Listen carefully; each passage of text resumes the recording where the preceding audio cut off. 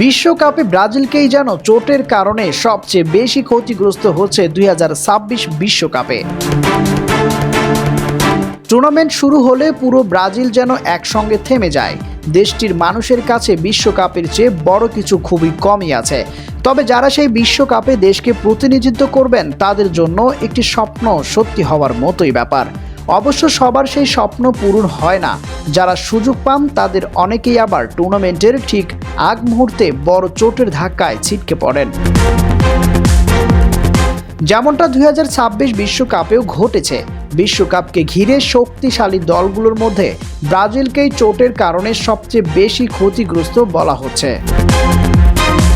এরই মধ্যে 5 বার বিশ্ব চ্যাম্পিয়নদের একাধিক গুরুত্বপূর্ণ প্লেয়ার চোট ও ফিটনেসের সমস্যায় দল থেকে ছিটকে গেছেন। কেউ কেউ আছেন অনিশ্চয়তায়।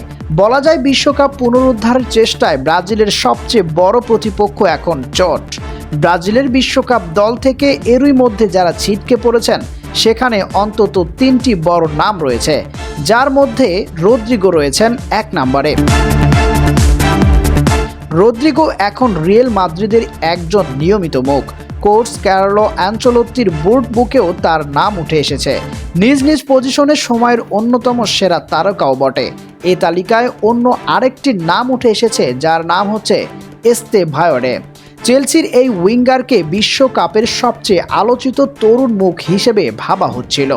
দায়িত্ব নেওয়ার পর থেকে তাকে বিশ্বকাপের জন্য গড়েও তুলেছেন আনচেলত্তি।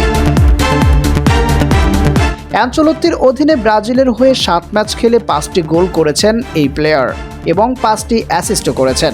ইতালিয়ান এই কোচের অধীনে ব্রাজিলের কোনো ফুটবলারের এটাই সর্বোচ্চ গোল ও অ্যাসিস্ট ছিল।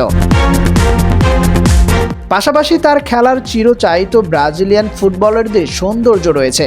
কিন্তু হ্যামস্ট্রিকের চোটের কারণে এস্তেভাওকে শেষ পর্যন্ত বিশ্বকাপে ব্রাজিলের প্রাথমিক দলই রাখা হয়নি।